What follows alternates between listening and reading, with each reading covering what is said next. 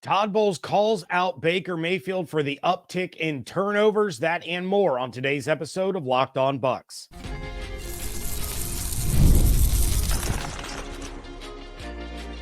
You are Locked On Buccaneers, your daily Tampa Bay Buccaneers podcast. Part of the Locked On Podcast Network, your team every day.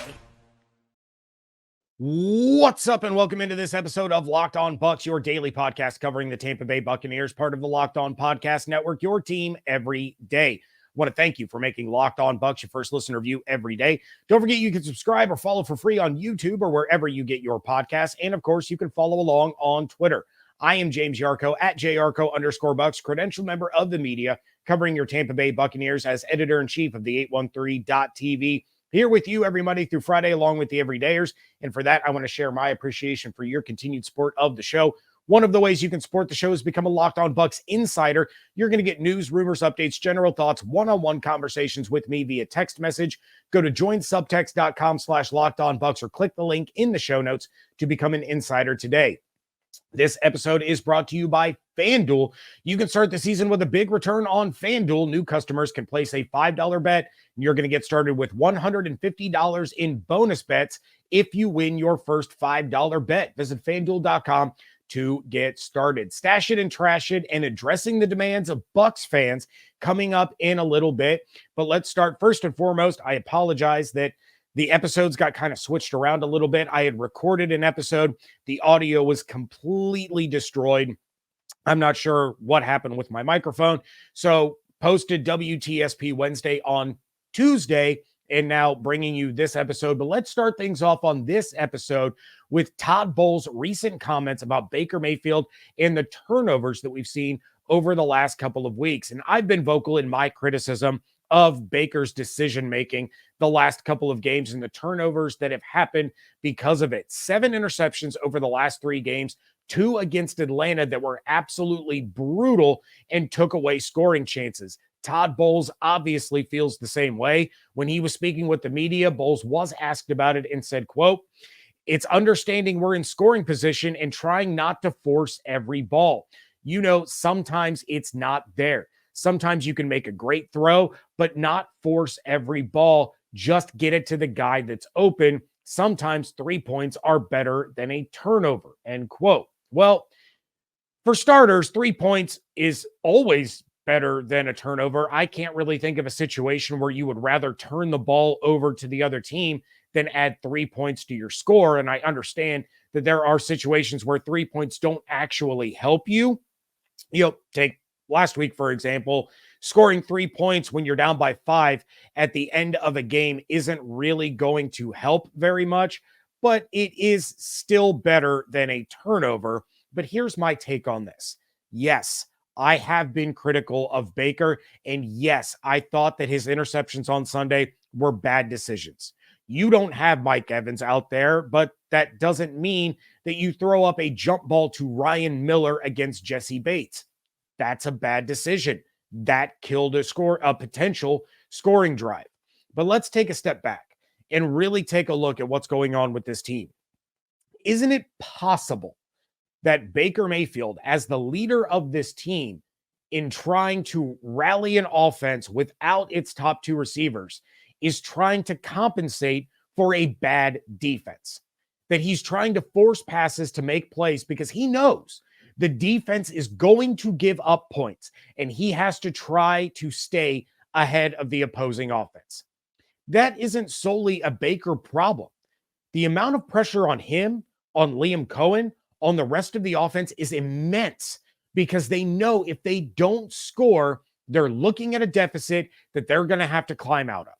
If they don't score on every single drive, they aren't going to be able to win because the defense is hemorrhaging big plays and scoring drives. Who's that on?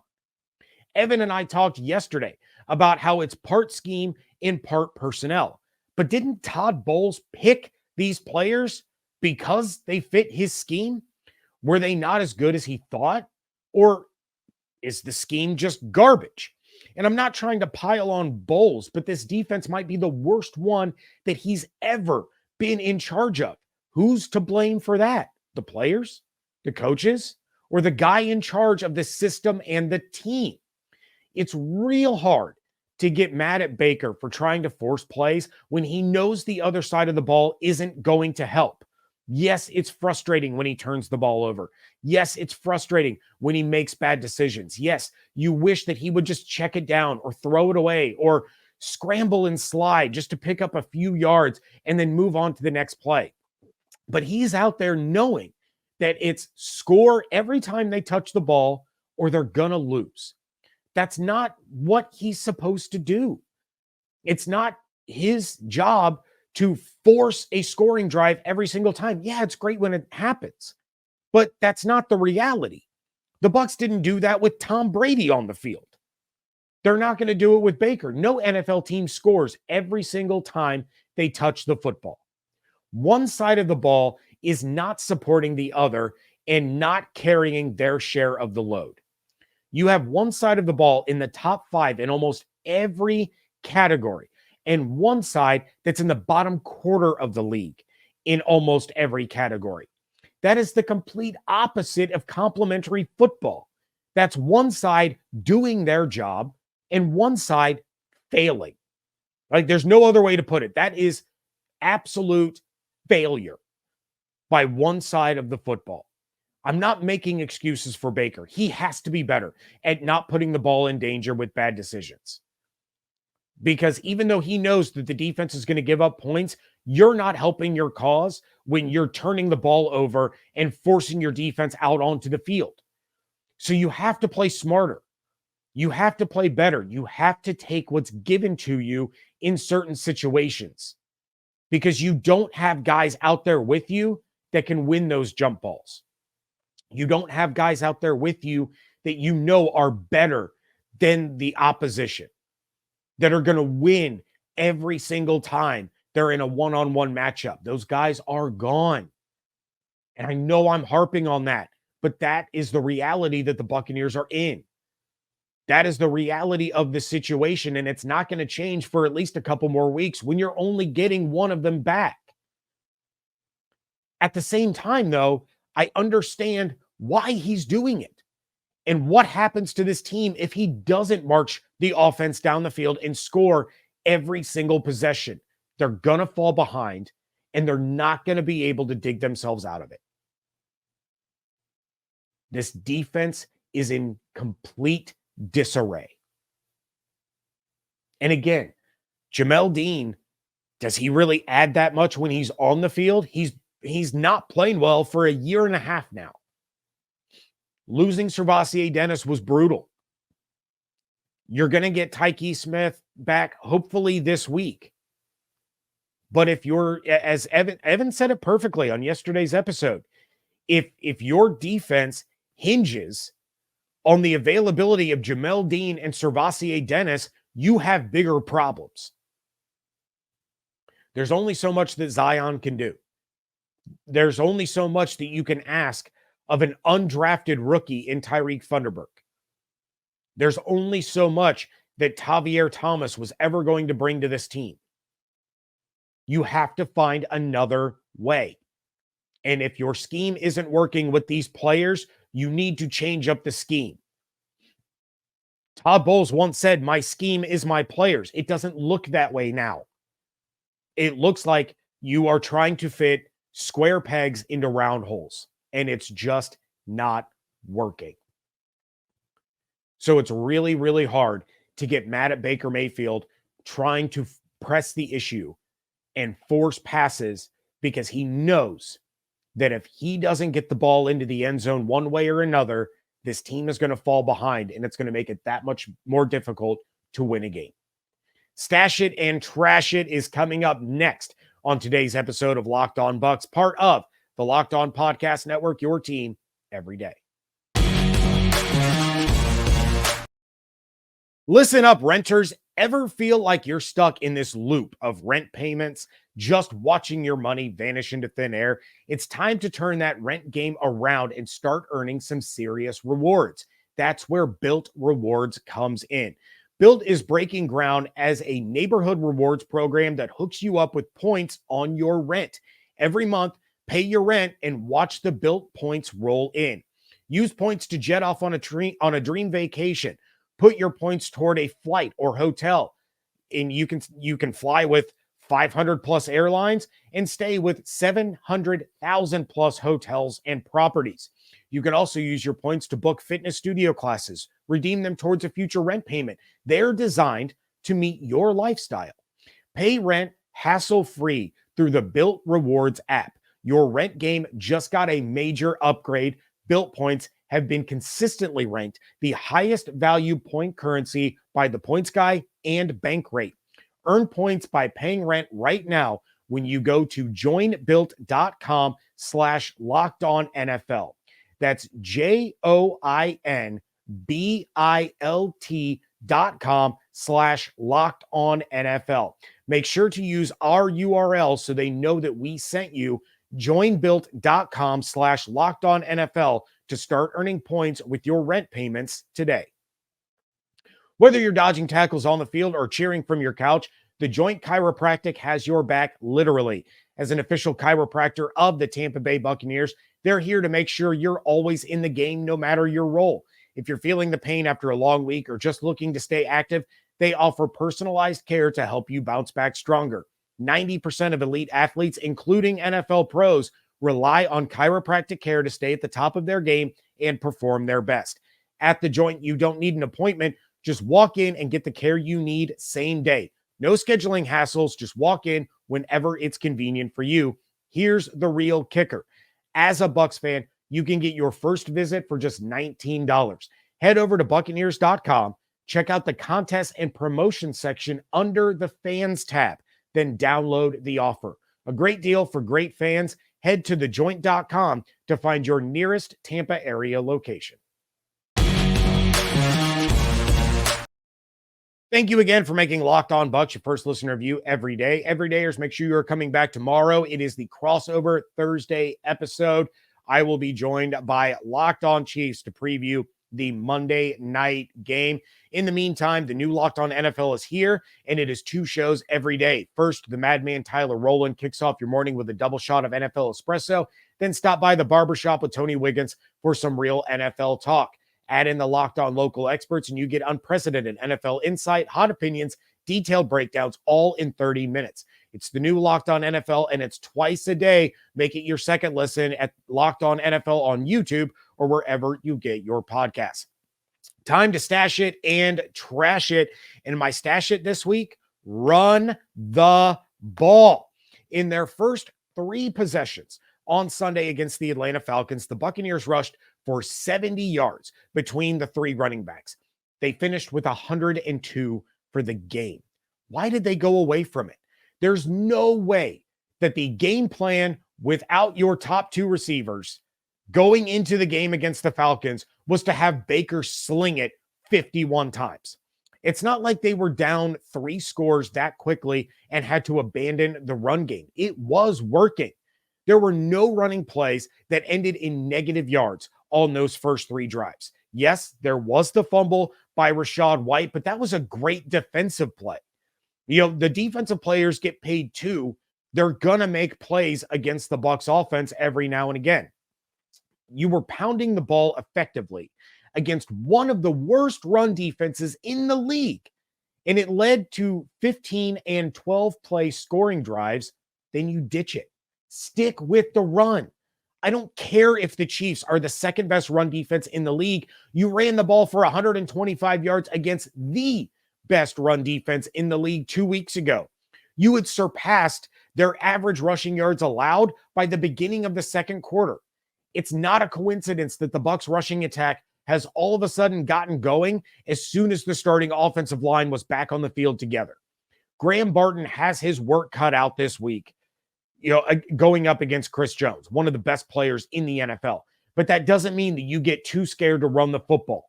The only way you are going to have a chance against this Chiefs team is by running the ball successfully and eating up the clock. So when it's working as well as it was against the Falcons, don't just all of a sudden quit doing it. Bowles said that the Falcons started doing some things defensively that forced them to go away from the run game. Bull crap.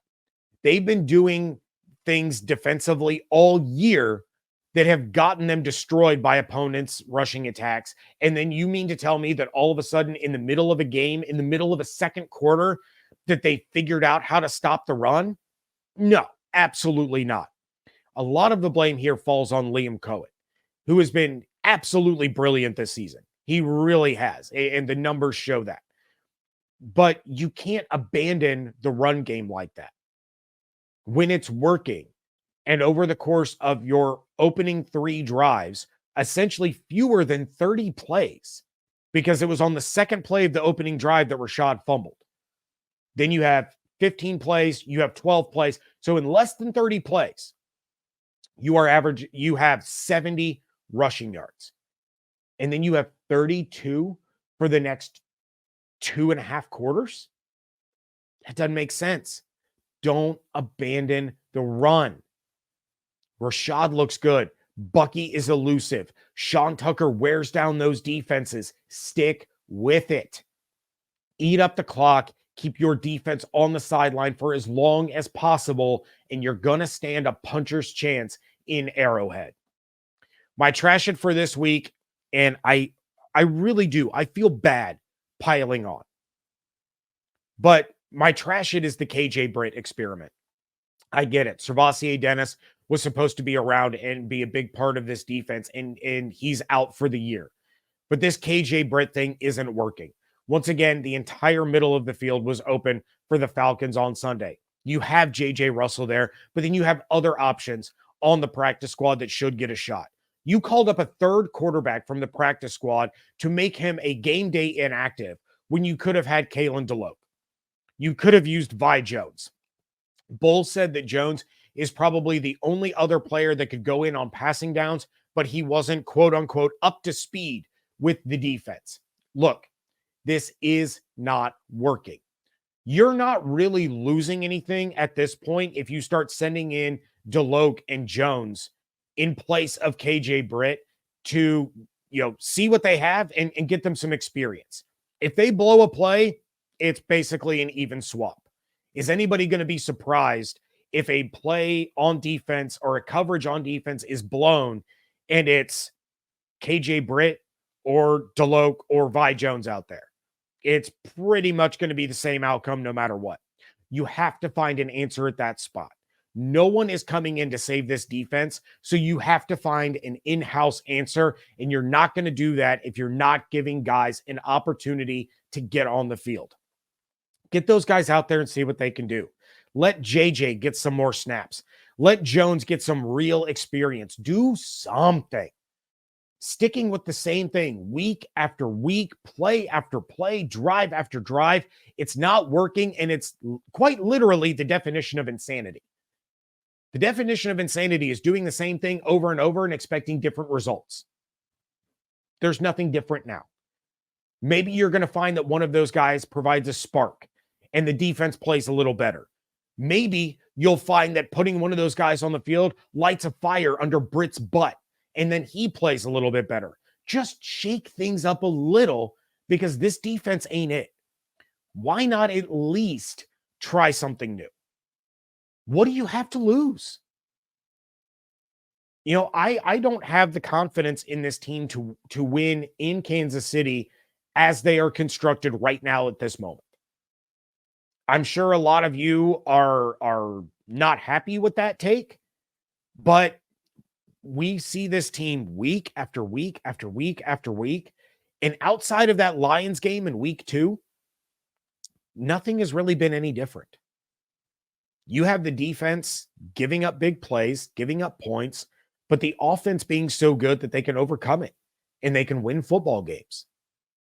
That offense isn't as good anymore. You're reliant on one Buck Tuck in the backfield. You're reliant on Cade Otton, and then you're hoping that one of your receivers steps up. Rakim Jarrett looked good. Sterling Shepard had a couple of decent moments. Jalen McMillan had a couple of solid moments. But none of those guys are striking fear into the hearts of opposing defensive coordinators. You have a 3-headed running back monster, and you have Cade Otton. That's your offense right now. Are they going to outscore the Kansas City Chiefs against this defense? Are they going to outscore the San Francisco 49ers against this defense? Probably not. I'm not going to say definitely not, but probably not. Shake it up. Change things a little bit. Give other guys an opportunity. Because much like Devin White last year, losing his spot due to lack of production and attitude problems, KJ Britt doesn't have the attitude problem. He's a great guy. He's a vocal leader, but his production isn't there. Shake it up. Try something new. Addressing a large plea from Buccaneers fans, that is coming up next on today's episode of Locked On Bucs.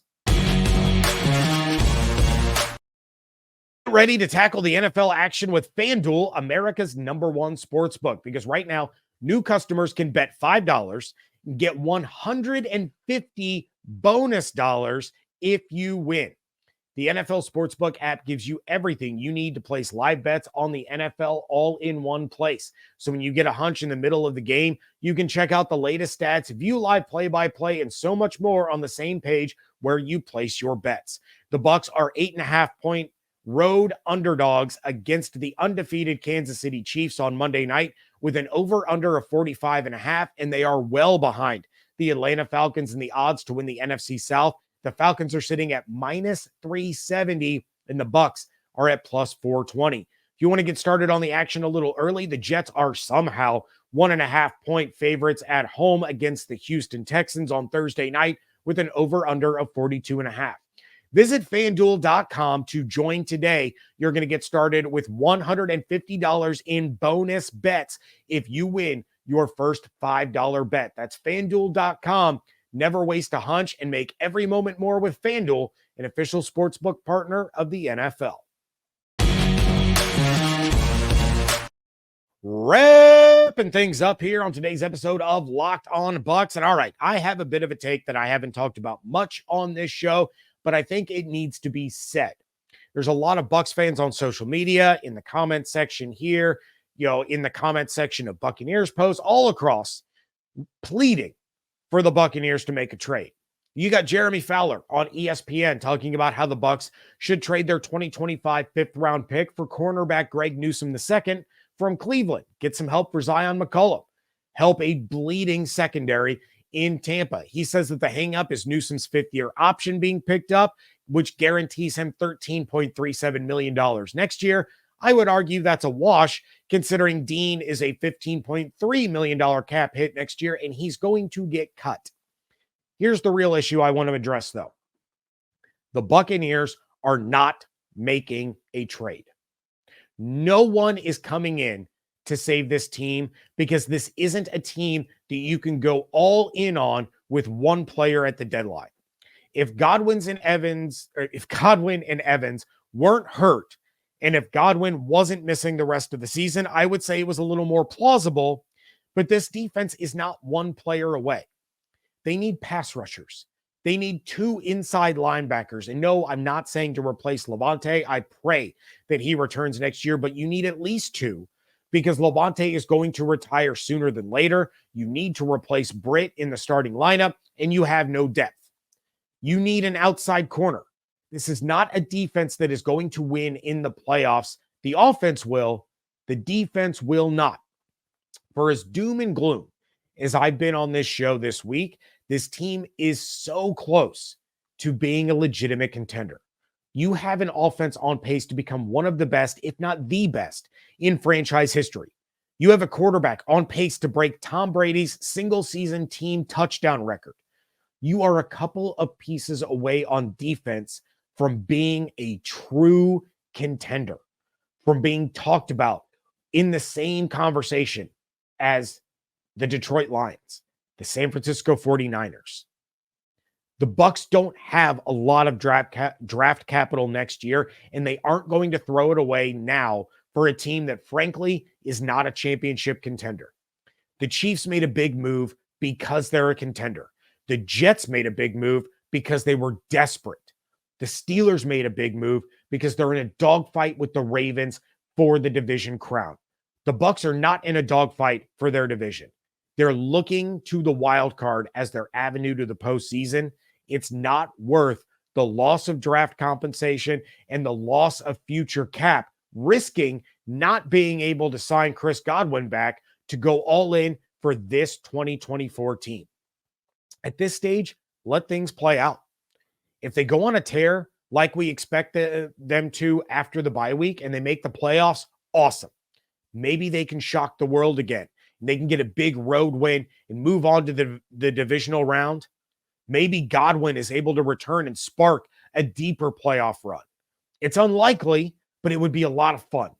And it would be a great story that Godwin, after this devastating injury, is able to work his way all the way back to try to help this team in the postseason.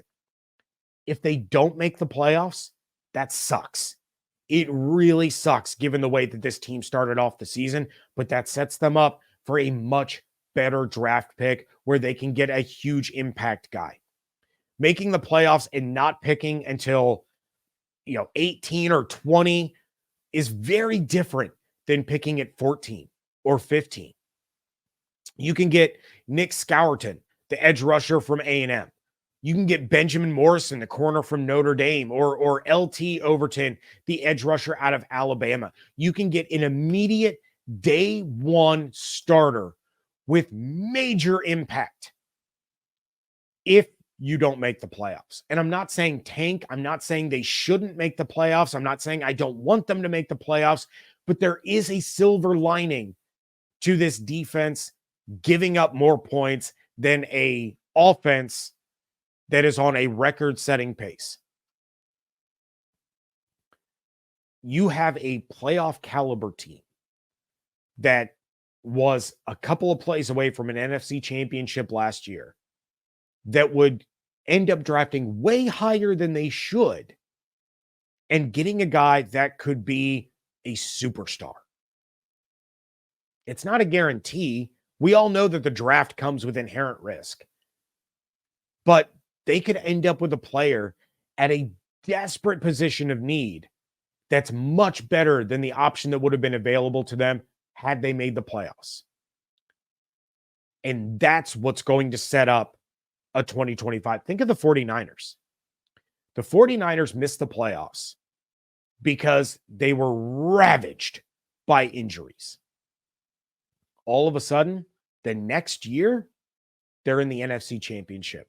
They're in the Super Bowl because they were able to add key players to their roster that they had no business getting because of a series of unfortunate events and unfortunate circumstances that destroyed their season. That's the silver lining here. You don't want Chris Godwin and Mike Evans to miss time because they're hurt.